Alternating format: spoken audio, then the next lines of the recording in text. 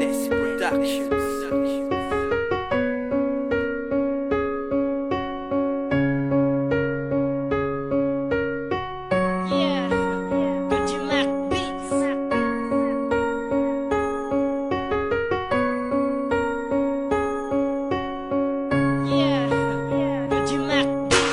Kabanata ng aking pagbabalik tanaw sa ting istorya na ang naging kasama ko'y ikaw. Saklaw nito ang panahon at mga araw na kung saan ang puso nating dalawa ay layaw. Nais ko lamang ibalik ang mga panahon na nagdaan na kung bakit nagkakilala. Dahilan na yung kaibigan na may sabi na tayong dalawa'y magkapatid, at siya din ang dahilan kung ba't tayo nagkalapit. Lakas loob sa iyong lumapit, ika'y kinamayan, nalalamig ang mga palad dahil kinakabahan. Di ko alam kung ano ba ang sasambitin ng aking labi. Ang kabang nadarama na sa damdamin ko naghari. Di ko masabi ang pakiwari ko nung umpisa dahil sa nahihiya, pero di nagpadala sa kabang nadarama na hindi ko maipaliwanag. Magmula nung dumating ka, ang mundo ko'y naging panatag.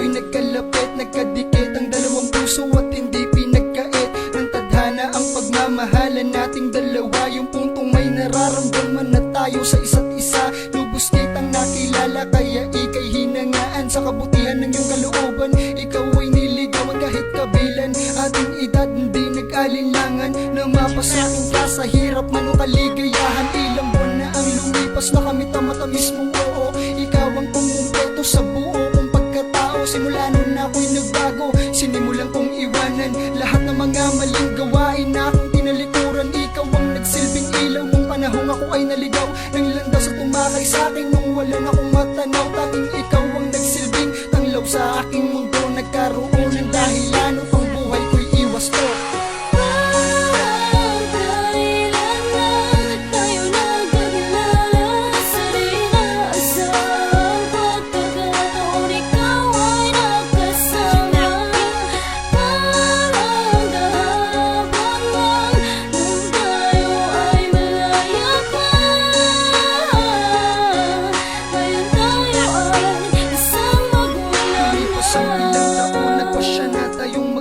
Sa iisang bubong kahit masyado pa tayong bata, ating pinanindigan ang pagiging mag-asawa. Marami man ang nagsasabi na hindi pa natin kaya. Di na inisip kung ano nga ba ang kahihinatnan ng ating relasyon at kung kaya